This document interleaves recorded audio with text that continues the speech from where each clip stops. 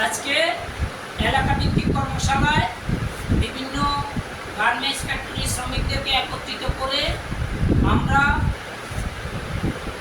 ছাত্র শ্রমিক যে বৈষম্য সেটা দূর হওয়ার পরেও আসলে শ্রমিকরা এখনো নানানভাবে নির্যাতিত, নিপীড়িত, অবহেলিত।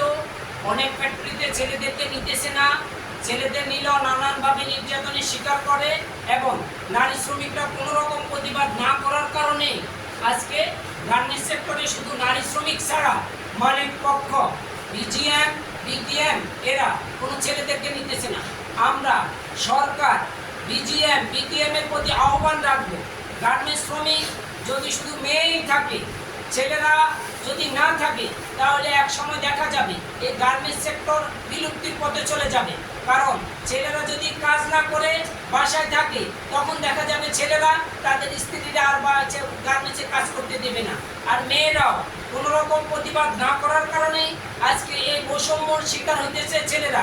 আমরা মনে করি এই বৈষম্য দূর করে প্রত্যেক ফ্যাক্টরিতে ছেলে এবং মেয়ে সবাইকে নিয়েই কাজ করাইতে হবে এবং যে 18টা দাবি শ্রমিকদের আন্দোলনের ফসল সেটা অবিলম্বে বাস্তবায়ন করতে হবে। এই আহ্বান রেখে জাতীয় গার্মেন্টস শ্রমিক ফেডারেশনের পক্ষ থেকে আজকে এখানে যারা উপস্থিত আছেন দেশের 40 লক্ষ শ্রমিক ভাই ও বোনদেরকে ধন্যবাদ জানিয়ে আজকের এই আলোচনা এলাকা ভিত্তিক সমাপ্তি ঘোষণা করছি।